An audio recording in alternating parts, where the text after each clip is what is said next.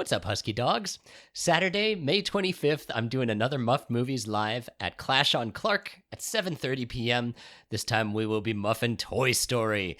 It'll be fun. There will be voices. There will be tiny notes. And there will be a fabulous prize. So come on down to Clash on Clark. It's $10 for tickets. And we'll see you there, Delaware. Welcome to Muffed Movies. Thank you so much for being here. Muffed Movies is a podcast where we parody famous films using only our memories, some wacky voices, and some high-tech iPads with the tiniest of notes. The important thing tonight, or this late afternoon, are our two wonderful guests. Give it up for JONO MAMMEL and Abby Seeber. Abby can be seen doing the show Batsu, where they punish improvisers for no reason. Wheel of Improv, and of course, Girl Party right here at the Annoyance. Absolutely. She's an actor, she's a director, she's a producer, she's a semi-retired horse girl. Thank you. Thank you. Please don't forget that part. That's critical to my entire zeitgeist. Yeah. And then, of course, JONO. JONO, the wunderkind of the musical improv scene. If you'd like to see JONO perform outside of a seat, go to Tuesday Musical Improv right here at the Annoyance. Also, you can see them in Hooked Up and in Lost Realms at Otherworld Theater. It's JONO MAMMEL. Since we're doing this live, welcome, come on in. Lauren. Yeah. Oh, wait, is my buddy Ray here? Oh shit, what up, Holmes? Yes, so Ray and his wife Maudie came all the way from Indiana to be here today. Oh my Thank you so much. God. My other friend Ray over there came all the way from Lakeview to be here. So Wow, a sacrifice. Muffed Movies brings people out. Anyway, there will be occasional audience participation because you're here, you're not at home listening to the podcast. So we're going to do something fun called Last Line. Everybody, please take out your cell phone telephones, your little machines, boot them up, and go to Instagram.com. And I want you to find at Muffed Movies. That's the Muffed Movies Instagram account, all one word.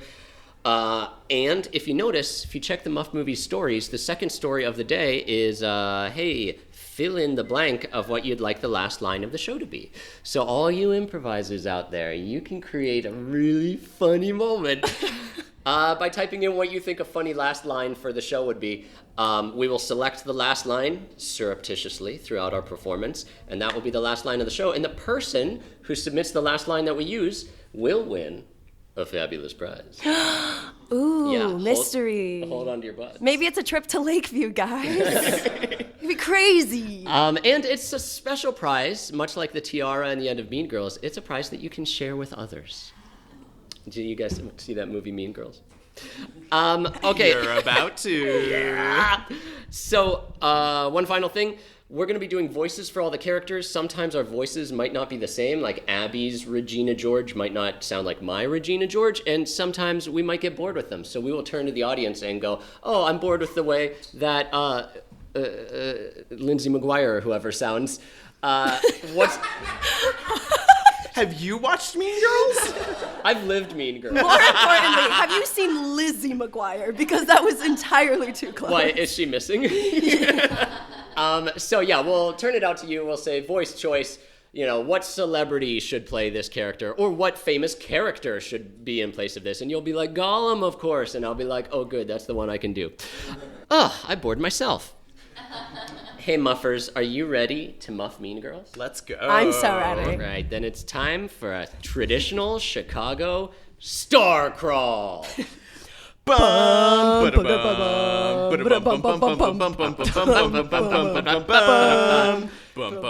It is a tumultuous time for teenage protagonist Katie Heron. Homeschooled her entire life and living in Kenya, Africa with her biologist parents.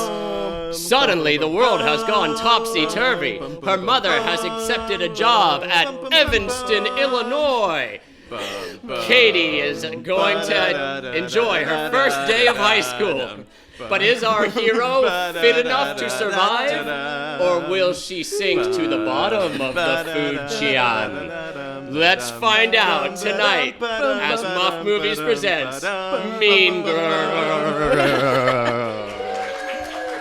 We almost timed that really well. We were really close. Applause is a first for this show, so great. Check that off. Yay, Sean, welcome. Smash cut.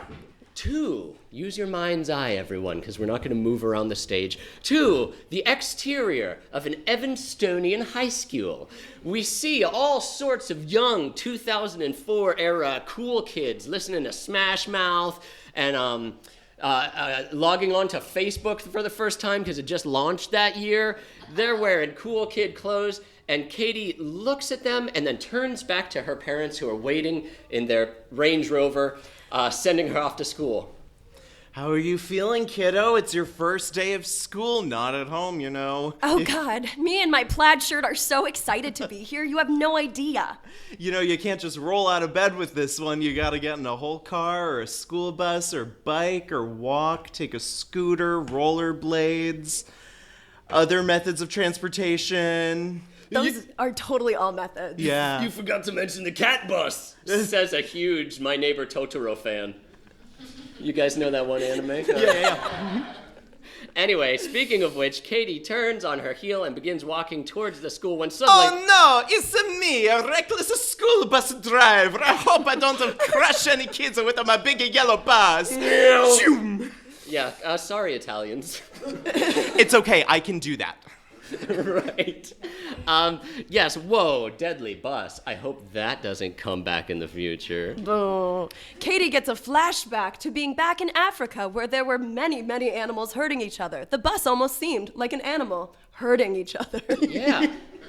Wow, I guess things will be a little bit more like Africa than I thought. Smash cut to the classroom. Katie walks in and sees dozens of pairs of eyes staring at her. In the world of the animal kingdom, she is a prey animal, and they are all waiting to pounce upon her. Yeah, in a Forrest Gumpian situation, she goes for an empty seat, and a mean little kid turns and goes, "Can you sit here?" She goes, you know Forrest Gump, that movie? A mean little kid. How old is this little kid? Okay, he's a kid from Savannah, Georgia, from the 50s, but he's like really high IQ, so he's gonna Doogie Howser his way through school. But we're wasting time, people. We got scene work to do. Yeah, she turns to like a very kind-looking evangelical Christian student. There's an empty space next to him. Oh, excuse me, may I sit next to you? No, get the fuck away. Oh, Jesus loves you. Okay, cool. She looks off in the cloud of student BO, and through the thickening fog, she can see one bejazzled leather jacket hand stretch out and wave in the air. Hey, kid, hey, new kid, over here. It's none other than Janice Ian, the counterculture, let it burn, Joker-type student of this picture. Hey, kid, hey. Hi. Hey, Janice Ian, nice to make your acquaintance. She spits in her palm and then shakes Katie's hand. That is extremely unhygienic. I can't do that. I'm gonna take... Katie takes out a whole bottle of Purell and slathers the whole thing on her hands just to sanitize. Wow, where'd she get that futuristic hand sanitizer? Was that not out in 2004? I mean, I'm sure in certain markets. Hi, I'm Katie. I'm new here. This is my first day. I've been homeschooled my whole life, so... Whoa! Hey, Damien, my best friend. What? What? We got a real freak on our hands. Oh, I good. can hear you. Oh, sorry. You're right next to me. We're not really trying to hide who we are. Yeah, we don't hide behind, titles Yeah. like new or home. Oh, okay. Anyway. In that case, I'm Katie. Katie? How do you spell it? It's probably a really interesting way. Yeah. With a D. My parents were interesting. KD? No, K-A-D-Y. C-A-D-Y. I'm great at math. So your name is Caddy. No, yes, I'll answer to Caddy. We're gonna call you Caddy. That's fine, I'll even answer though to we're Caddy. gonna become canon. your best friends, we're gonna gonna shit call all you over your Caddy. identity. Anyways, Caddy, come sit next to us in class. Katie walks over towards Janice and Damien and walks directly into her teacher, Ms. Norbury. Oh my goodness! Oh no! Who apparently is played by Dame Judi Dench. Oh, I've spilled my doughed nuts all over my shirt, and I'm covered in American coffee. She slowly starts pulling her shirt every which way to try and get it off of her, and all of a sudden her bra is exposed in the classroom. Yeah, did Tina Fey just want that moment? I would. It's not. I would. It's not funny, and it's not particularly sexy. It's just like, huh? But you know who thinks it is sexy? Oh, I do. Is Professor Duval, who comes knocking down the door. Meanwhile, Miss Norbury is still stuck in her shirt. Oh, I'm stuck in my shirt. You're not British anymore. It's good to see you. Sexuality is reserved purely for Americans. That's correct. All right, well, I'm the principal and it's the first day. I should have retired last year. See y'all. Don't call my boobs y'all, and I'll see you later. Smash cut. They exit and they are outside in the field. Janice and Damien are telling Caddy that she is officially their friend. She's being brought into the fold. That's amazing. I've never had a friend before. We can tell. Yeah. That's not true. Actually, I did help rear a zebra foal. I think you should talk less. Okay.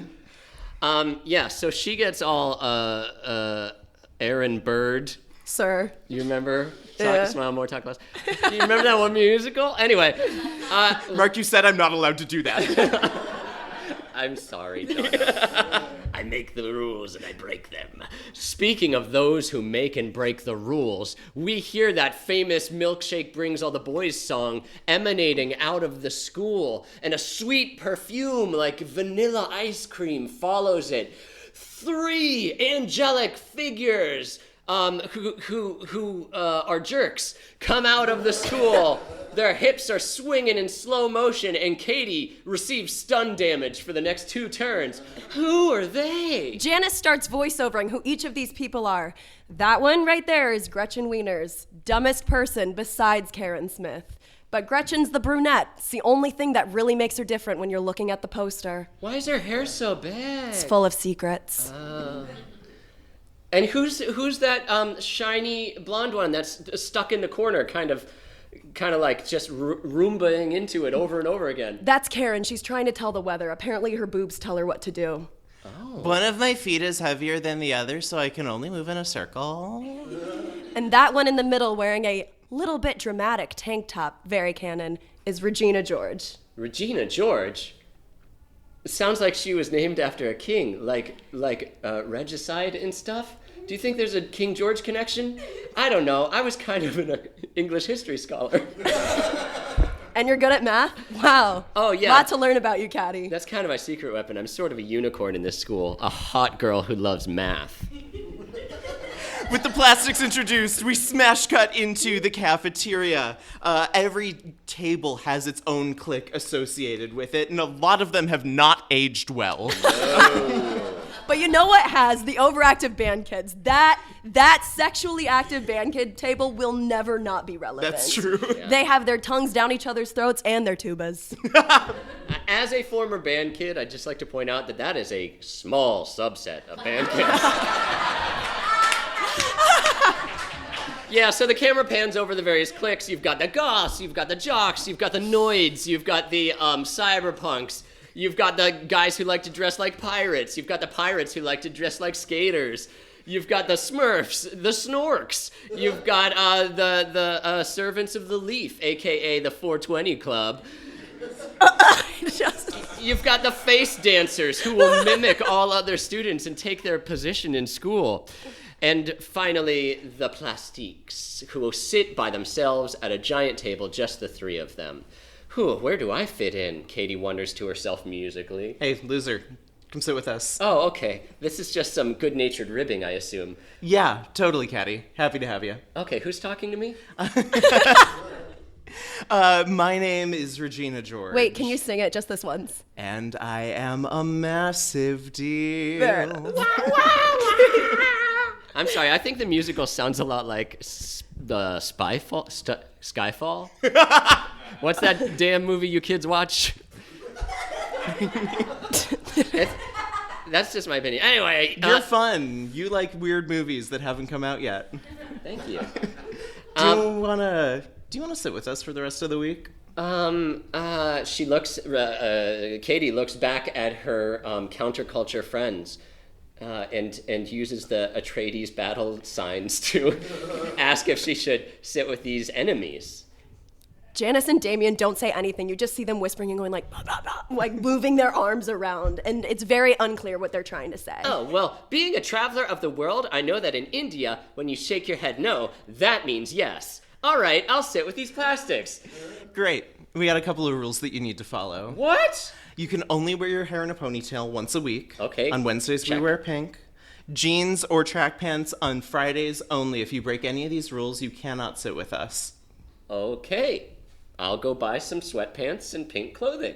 No, we said no sweatpants. Oh, fuck. Oh, Jesus Christ. This is a lot of rules. You're weird. I like you. I like you. Smash guy. To the cafeteria again. It's the next day. Oh, periodically I'm going to do this. In the interest of time, we had to cut some of the stupid scenes that are stupid and dumb. But sometimes we have an essential plot. Look at you, Carlos. You are mangling this film. It's not what I paid for! So we learned that Katie has a crush on the hunky, tall, swoop-haired Aaron Samuels, who's in her math class and who used to date Regina Horge. Smash cut to the cafeteria the next day. Gretchen Wieners has her arm over across Katie's shoulders and is breaking it down, what the kind of rules are. And Gretchen, you goat. I said that yesterday. Well, I just wanted to make absolute sure because Katie's from Africa, and so I don't know if maybe rules are different there because I have never noticed another country or their cultural differences. Okay. Rules are kind of everywhere, not just the school cafeteria. See, you should be more like Karen. She gets it. Yeah. You're like Neil deGrasse Tyson. Yeah. Rules are everywhere, and they dictate what we do. Yeah. Are you just saying yeah at your food? What? Okay. All right, losers, you continue telling her the rules. I'm on a new diet. I'm trying to lose 3 pounds. Oh. How many? Can you tell what the numbers on these things mean? I don't know percentages very well. Katie, the human mentat, calculates the caloric value of a, I don't know, what do kids eat? Fudge pop. A fudge pop. Yeah, actually, this would not help you lose weight. Damn. All right, I'll go get cheese fries. So, are there any boys that you think are so super cute yet? Oh, I'm glad you asked, Gretchen Wieners, because there's a boy whose name is like someone who built the railroads and tall tales of the American folklore. Thomas. Aaron Samuels? No, totally off limits. What? That's totally Regina's ex. So what? They're broke up now. No. There are rules of feminism we have to adhere by. Oh boy. You can't even think about him. No, If you do, she'll know. A thought crime? Mm-hmm. Oh! Anytime you think of him, just picture a marshmallow. That works for me. Okay. I had a dream the other night that I was eating a marshmallow. Then when I woke up, my pillow was gone. Cool. Smash cut! To Regina's house. Oh, Amy Poehler does her twirl, and She's in a Juicy Couture sweatsuit, and it is fabulous. Well, two different sides of the argument, I guess. But she's there, and we appreciate her presence. The plastics are in their well-appointed manse, and they are looking in the full wall-length ballet mirror at their bodies and just criticizing the fuck out of themselves. How strange. What weird behavior for people to do. I don't like my earlobes. Do you think they make me look like an elephant? No, Regina, your earlobes are sumptuous. Yeah, that's who I was being this whole time. That's the Regina voice for sure. I can't stand my big hair. Maybe I should take some secrets out. What's her name? Gretchen reveals just a series of Fisher-Price toys that she's pulling out from her pompadour. Yeah, a speaking secret. She pulls the cord and it's 9/11 was an inside job. Instead of a bump it, she's just got flashcards. What about you, Karen? What do you hate about yourself? Sometimes I think that water can hear us. Trying to cut the awkwardness, Katie steps forward. Well, sometimes, after I haven't bathed for 7 days because I've been out in the veldt, I notice that I'm a bit smelly. But it's not a huge deal because you can tell more about me from my pheromones. It's gross. That's so gross. That's very gross. Oh. Regina emerges from the back room of her larger room and has this hot pink book that says Burn Book on the front. Oh, I forgot to burn the book, says Karen, trying to obey the book. No, this is so crazy. I totally forgot we did this. Let's look through this. Gretchen takes out a bunch more index cards and some red string and a bunch of push pins and starts making a little murder board of all of the names she hasn't put in the burn book yet. What is a burn book, says Katie.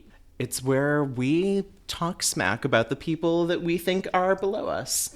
You know, girl stuff. It's just what girls do. You wouldn't get it being from Africa. Oh, well, I do know that the Nigerian mud wasp will sometimes construct an entire hive out of stuff it finds around the veldt. I didn't understand any of that. Me neither, actually. I wrestled in mud once. Oh, cool. Yeah. So wait a minute. Facebook launched this year, as we all know, because we looked it up. So is Burn Book like where you make fun of people in a public forum, but it never reaches the public? It's kind of a way to get your angst out, right? So when you're pissed at your teacher, you write it down and put it in the burn book. Are you pissed off at any of your teachers? No, I love learning. Except for that gym teacher who's always trying to fuck me. That's so weird. That's never happened to me, and it totally would have. Oh, well, Put it in the book, baby. okay. Mr. Gym Teacher, hands off my parts. Smash cut to Lush Before Lush. This is where Janice works. She and Damien and Katie are all talking about their brilliant plan to take down the plastics from the inside. Voice choice. What's Damien's voice gonna sound like? Pain. A natural fit. Oh, Janice, my best friend. How will we bring the plastics to their knees? This is absolutely ridiculous. They're writing about us and our flaws and our insecurities. We have to take Regina down. Yeah, it feels really bad, but they said it was normal in feminism, and I don't know. Regina wouldn't know feminism if it was staring her directly in the face. Yes, but I was born in feminism. I was molded by it, and that is why we shall fight these girls in their own fashion. Look. From the shadows! Look, I know I have an in with them, but it feels bad to just get their trust only to betray them later. And No, I think that's know a better than perfect them. plan. That's a perfect plan, Caddy. Yes, let her browbeat you. This feels like a traditional, Shakespearean tragedy. It will be our own hubris that is my undoing, and I'm not sure I want to take that fall. All right, well, I guess the story could end here. Okay, all right, you convinced me. For the good of the narrative. Ms. Norbury flies past on her Bart Simpson-themed skateboard and throws a flyer for joining the mathletes at Katie. It says, join the mathletes, it's super awesome, and on the back says, warning, it is social suicide. This flyer's a perfect heptahedron. I love math. Smash cut. We see the girls in their bedrooms. It's a split screen between all four of the girls. This is very Y2K. Big fan. High tech. Regina calls Katie and tells her that Gretchen revealed that Katie is crushing on Aaron Samuels, even though she promised not to tell. Hey, this is Regina George, and I Am a massive deal, yes, I remember. I told, stay off of Aaron Samuels, whoever I'm talking with right now. It's me, Katie. Yeah. Are you sure are we cool with that? I thought because feminism, I couldn't. Wait. You know what? Haha, girl, it's totally fine. Haha. In fact, I'll put in a good word for you. Great, I have no reason not to trust you. I've never met another person my age before. Okay, shut up. Love you. Bye. Boop. Hi. Hey, it's Gretchen. Hey, Gretchen Wieners. I'm also on the line. Oh, fuck. I didn't hang up. I just turned it up. Yeah, I'm still here. Hey, did you hear how Katie said she'd never met a person her own age? Aren't you like the exact same age as Katie? Aren't you offended by that? What? Yeah, what a bitch, right? She totally didn't listen to anything I said. No, I didn't either. But she's a new friend. You're supposed to work harder when you're first making friends, and then you can get lazy and relax later on. Yeah. Bummer. Smash cut! We are back into school now. It's math class, which Katie is supposed to be really, really good at. However, as an excuse to talk to Erin, she decides she's not going to be good at math this year. And so if you take the factorial of the first part, you will realize the tessellation is the limit. What even is a factorial? Is that where they, make products on an assembly line? Oh my god, beautiful woman that sits in front of me in class. What? No, let me help you so that you understand math. Oh my god, you're so big and strong and your brain is so wrinkly. And my hair is so flat. Your my hair is so flat. I really like that. It's the flatness that does it for me. There's no body to it at all. It's like loose wheat. What's your name again? Katie. You're not like other girls, That's Katie. right, I'm a redhead. Yeah. So anyway, class, that about wraps up my set. Thank you for coming. And just so everyone knows, Erin's having a Halloween party this Saturday night. What? It'll be there, be square, yay! That's crazy. I love Halloween. You should come. Everyone's wearing a costume. It's Gruel. super chill. I mean, thank you. Gruel. It was gruel, great and gruel. Thank you so much, Math Demon, who teaches us algebra. Smash cut! It's a Halloween party! I feel like quoting Danny Elfman's band Oingo Boingo, but I won't because a lot of you kids won't get it. So it's all the kids are dancing. There's no parents involved. There's punch that's spiked. A kid's throwing up into a settee. And everybody is dressed, like all the boys are dressed in a way that makes them look jockier and bigger, and all the girls are dressed in a way that makes them look like streetwalkers, if you ask me. But that's what Halloween is. It's the one night a year that you can dress that way, and no one's allowed to say boo. Except for the guy dressed as a ghost. Katie did not get the memo. She's dressed, we all know in the movie, she's dressed as, I believe she says an ex-wife, which is just problematic. Scary bride with big teeth. Yeah. For our purposes today, what is Katie dressed as? Winnie the Pooh, thank you so much. Oh, bother.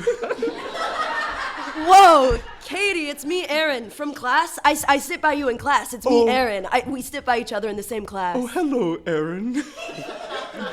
That costume is so, I dare say, gruel. Crazy to see you. Again, everyone else here is dressed like a total babe, and you're dressed like a bear with a belly. I'm not wearing pants. I noticed, and it's totally gruel. Did somebody say not wearing pants? Says Regina George, dressed as the biblical Eve, but slutty. Oh, hello, Regina. Hey, I'm gonna put in a good word for you, Pooh Bear. I like your leaves. Do you have any honey for me? No, but I do for him. What? She absconds with Erin to the corner and puts her arm around him. Hey, ex-lover. Whoa, Regina, these feelings are so confusing. You used to hate me, and then we fell in love, and then you hated me again. Shut up. Okay. I can see them talking from across the room. No. I hope she's talking about me. Do you guys hear that? Is that God? I think what you're hearing is your own hormones. Whoa. And they're telling you, get in this, says Regina, as she snakes an arm around Erin's neck, constricting his windpipe. She deep tongue kisses him, inserting her alien egg into his gastrointestinal system. And everyone at the party just gets to watch. Whoa! Erin! They're all cheering. Slut! Oh no! Katie storms out and runs to go see her real friends, Janice and Damien, who are having their own Halloween party of sorts in a makeshift garage. Oh bother, I'm heartbroken. Yeah, Join the club, fucker. Smash cut! Now, you should know there's some scenes that happen in between this and the next thing where Katie sends herself a candy cane gram, which is apparently important in the world of Mean Girls. It implies that somebody likes you or is your best friend. Everyone remember back in high school where there were like the silly little popularity things that were supposed to be fundraisers, but ultimately it just made people feel really bad about themselves. Yeah. Yeah, that sort of thing. And since her counterculture friends have turned her to the side of the saboteur, she sends herself a candy cane from Regina George forgery, and Gretchen Wieners sees it and gets super jelly in the belly. However, it's a great day for Glen Coco, who gets 4. Yeah, Glen Coco. You go, Glen Coco! What the fuck does that mean? Okay, also, random factoid. Apparently, Glen Coco is just one of Tina Fey's friends. It's like the name of one of her good friends from growing up. And she says that, like, now his life is almost ruined because when he says his name is Glen Coco, everyone's like, yeah, you go, Glen Coco! The Which I would Streisand effect love. claims another villain. Yeah, I would love that, though. Smash cut to the talent show, because there's always a talent show. This one happens around the holidays. Katie has been roped into performing with the Plastics. They do the same thing every year. It's a super sexy dance that should not be allowed to get away with in a public school setting. Yeah. To none other than Jingle Bell Rock. Yeah. So the Plastics come out in their pleather micro skirts and Santa hats. All the Kevin Spacey-esque dads in the crowd are just like boinged up from the groined up. Oh, come on, we're all adults here. Mark, my mom just called. I can't do this podcast anymore. We're not allowed to hang out anymore. Yeah, and the Plastics are just like slapping it, throwing it down, working the pole. They're collecting dollar bills. When suddenly some idiot launches her stiletto heel straight through the CD player. Which Oh is no, my shoe. Oh no! The CD player skips, and then dies. Oh. An abysmal quiet falls over the entire auditorium. Will this be the end of the Plastics socially? Regina is sweating buckets. She looks like a very clearly guilty witness on the stand. Oh, jeez. This is her final moment, and she can feel it. Gretchen is frozen in fear. Karen does not know what's happening. Karen doesn't know the music stopped. Karen's still dancing. Karen's still dancing. And in a moment of heroism, we see Katie step forward and start singing a cappella, the Jingle Bell Rock. Wow. Homeschooling is good for something, you guys. The whole rest of the student body starts singing along with her. That's how you know this story is fiction. Just supporting the underdog, and Tina Fey gets on the piano and starts accompanying them because, of course, she can play the piano. Yeah, naturally. The Phantom of the Opera, high above the stage, has his giant bolt cutters above the chandelier, but stops for a moment, and he says, "You go, girl." You go, Glen Coco. Katie looks at her character sheet, and her charisma value has increased 3 points. But Gretchen's has dropped 3 points. Gretchen is feeling really bad about herself. She feels her role in the group has been threatened, and the only way that she can gain it back is to divulge some of the secrets that she is carrying. That will make Katie like her, and, rising tide, all boats, all that. This is like, I don't know Shakespeare, you guys, but this feels akin to Shakespeare with the secrets and the burn book and the slutty dancing. Gretchen pulls Katie aside in the bathroom and says, Oof! I really shouldn't tell you this, and it's so unfair of me to keep this from you because you are such a great friend. But Regina is cheating on Aaron. Yeah, I know.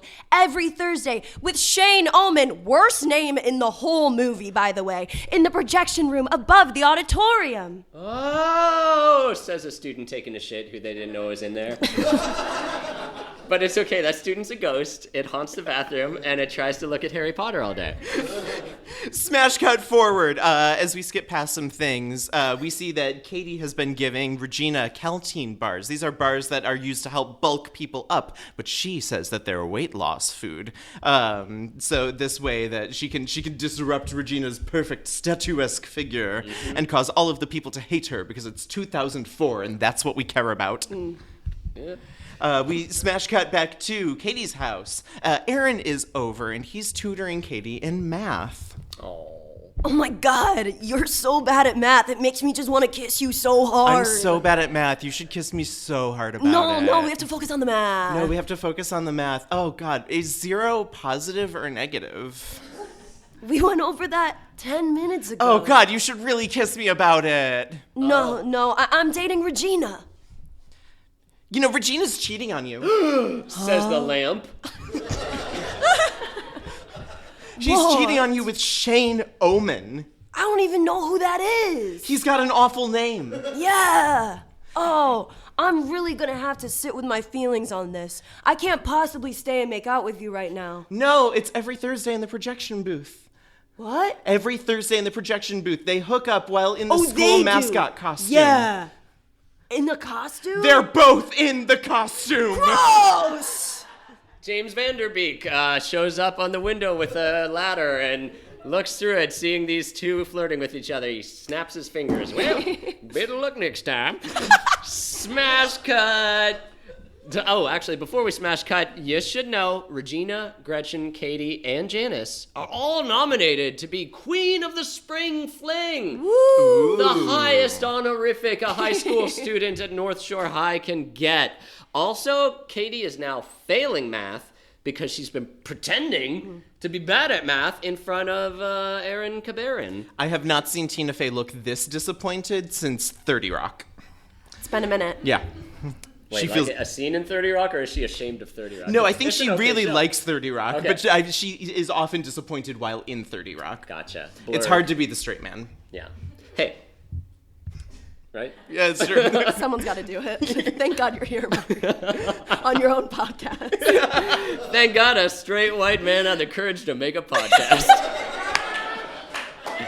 You are so brave. High five. You are so brave. Smash cut back to Katie's house. It's another early 2000s split screen phone call. This time there are 4 screens for comedic effect.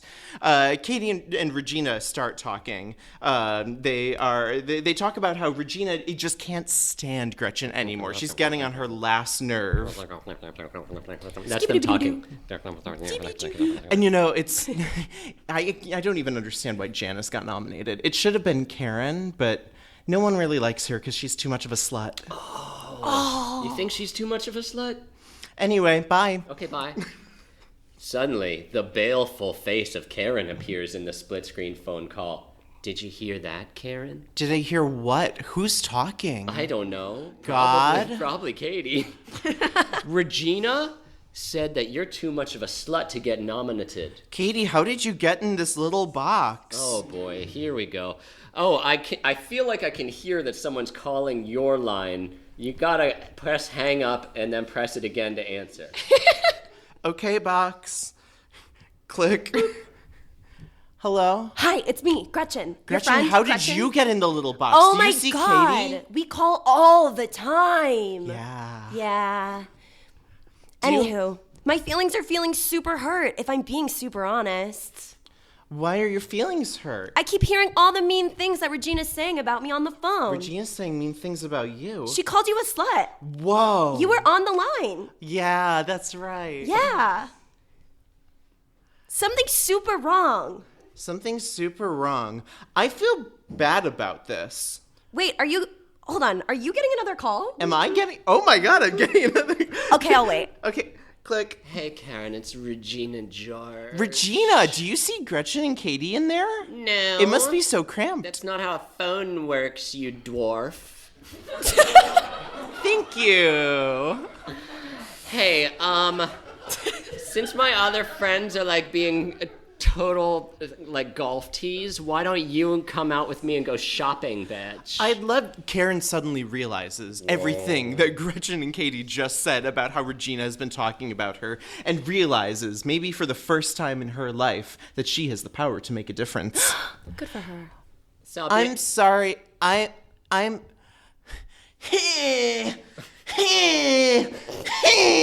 I'm sick. Make it stop. Make it stop. Please make it stop. Was that good for your audio? No. Not for mine. We've and had I'm worse. live. Boo, you dwarf.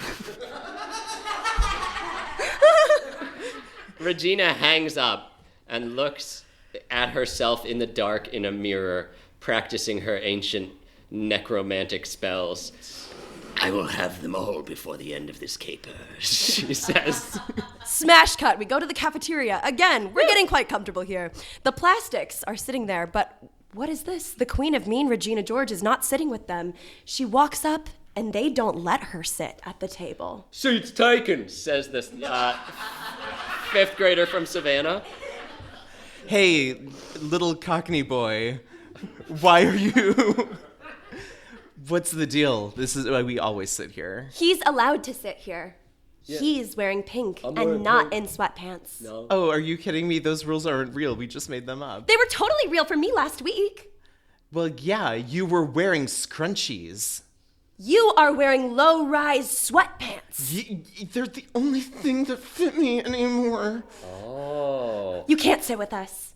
It's important to note here that Regina looks the exact same as she has She for the simply has- entire movie. Her hair is in a ponytail. That is That's the literal it. only difference. Yeah, so I guess swollen old Regina isn't allowed to sit with her friends anymore. And this is, I feel, the most unbelievable part of this movie, which includes students getting hit by buses and surviving. Is, Whoa, spoiler, dude. Come on. Oh. No, it's okay. We foreshadowed it with the Italian What a guy. great point. What a great point. So I don't believe that if Karen's like the dictator, not Karen, Regina George is the dictator, that her underlings would like kick her out based on these rules. There's no way she'd back down. She would execute them.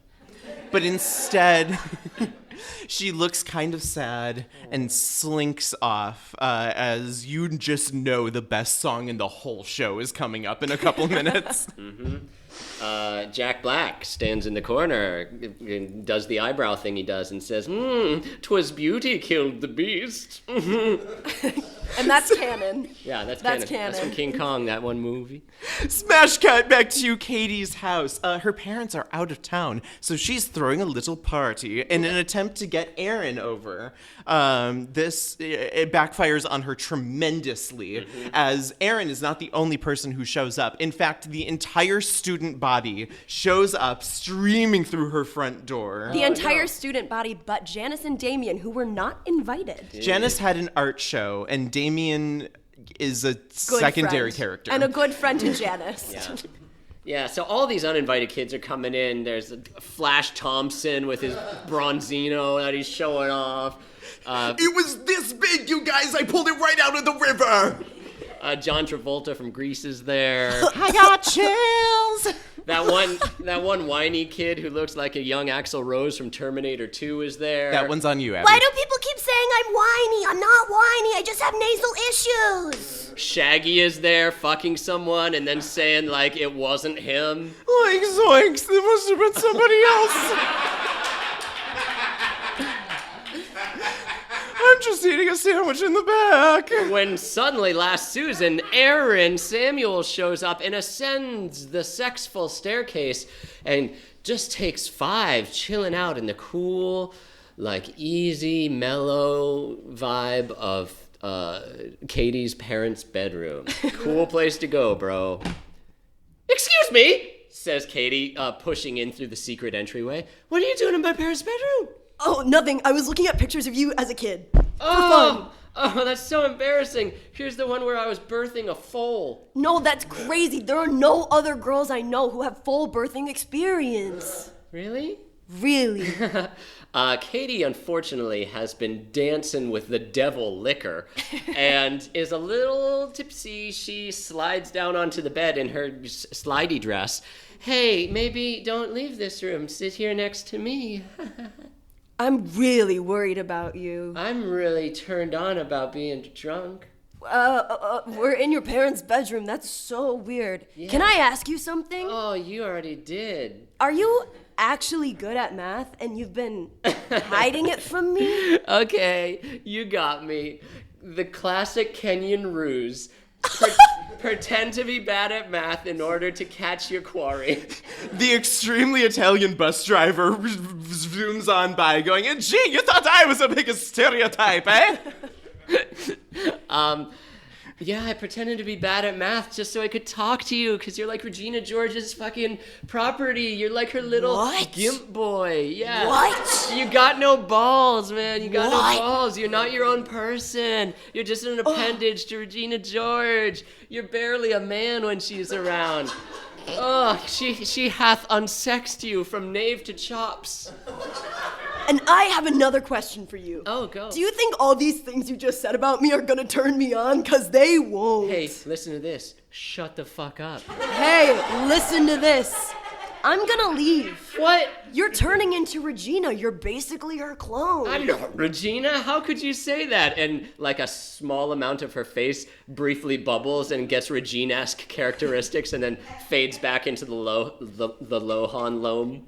Katie did succeed her charisma saving throw to prevent being taken over by the Regina demon. However, she fails her constitution save to keep all of the alcohol in her body. Ruh-roh.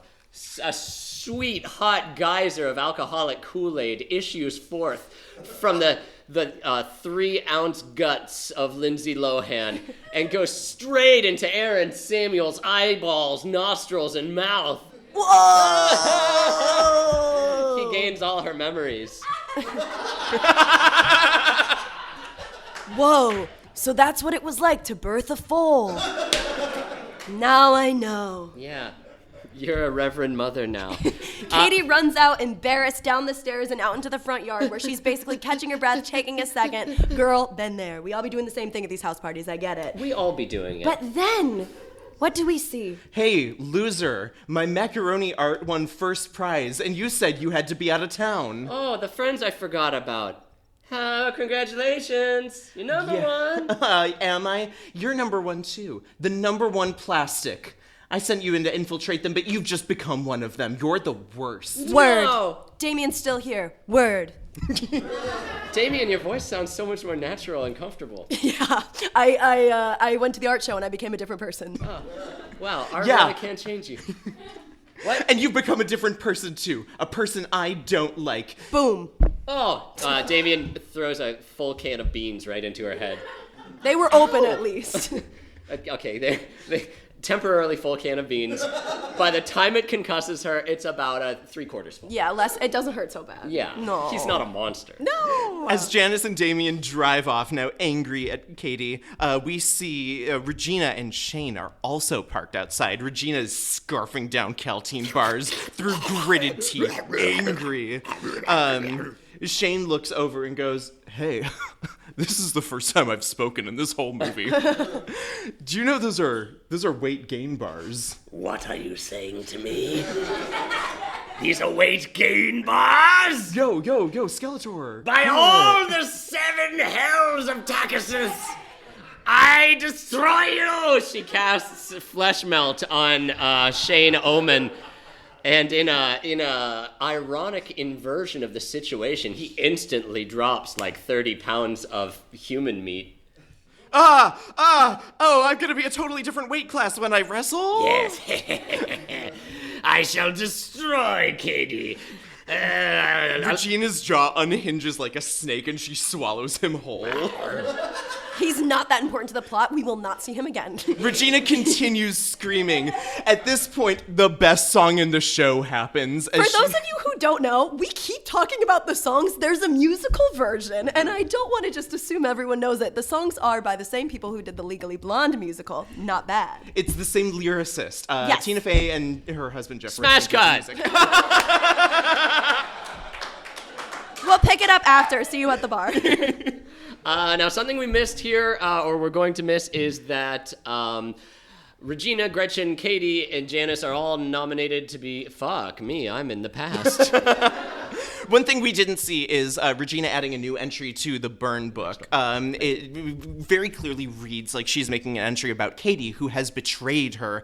But plot twist, she actually glues her own picture down into the book, framing Katie for this awful little thing she's been doing for years. This is a real... Hedda Gabler situation. Where she's like, I'm burning your child, Eilert Lovborg, yours and mine.